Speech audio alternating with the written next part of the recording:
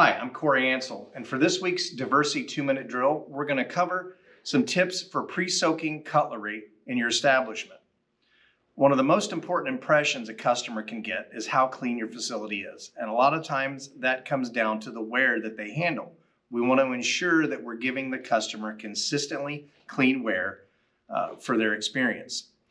When we talk about pre-soaking cutlery, one of the first things we need to talk about is proper PPE. In this process, I'm going to be handling ware that a customer has touched and used, and I'm also going to be immersing that ware into a pre-soak solution. It's a detergent that loosens and removes soils, so I want to protect myself by wearing disposable gloves. That would be really all you would need to protect you from anything that could have been encountered from the guest, or that the solution, because of the detergent, might dry your skin out a little bit. So one of the first things we need to think about is doing this process correctly. And we want to avoid some of the mistakes that can occur. If we look at the ware that I have in this tub right now, I've started to sort things, which is always a good process. But the forks, you can see the tines of the fork are sticking up out of the water. Or with these spoons, while the bowl of the spoon may be down in the solution to remove the soil, the handle is up out of the solution. So any soil that's on these pieces is not going to get soaked and be removed.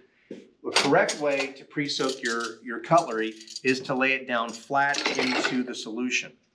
When we put our cutlery into the solution, we want to make sure it stays in there for 15 minutes.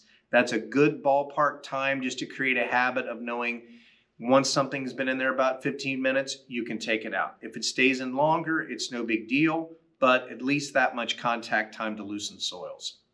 Some of the things that we want to avoid is using a solution for way too long.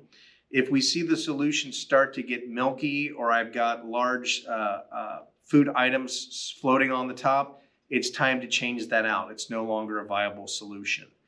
Also, this solution, we have foam on top because of the pre-soak that's being used, and over time this water will color or become stained, so I can't see down in it. So what I never want to put in a pre-soak tub are sharp objects, chef knives, chopping blades, sharp parts of a food processor. Those things never go in here, because as I'm reaching in here to pull ware out, to rinse it and wash it in the dish machine, that would increase my chances of becoming cut. And while we talk about laying everything in here flat, giving it time to soak, you want to make sure that the items are always submerged. We don't want to have a giant mound of flatware in the middle, because if it's not in contact with the solution, it's not going to come clean. Looking at products that you would use for pre-soak, there are specific products that are designed for this process. Here we see Suma Gloss, which is a liquid pre-soak, and Suma Armada, which is a powdered pre-soak. Both of these we run through a dispenser, so that all you have to do is make sure you have product hooked up, you turn the dispenser on, and it gives you your use solution for your soak tub. So just to recap, make sure you wear your PPE. All your items need to be immersed in the solution. We don't want them sticking out where things are going to dry and be harder to remove.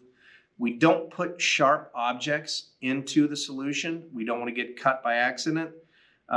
The solution needs to be changed out on a regular basis. Once you see it becoming soiled, go ahead and change it out. That doesn't mean change it out every single time you take a batch of flatware out. You can soak several batches with one fill, but just make sure as it becomes soiled, you change it out.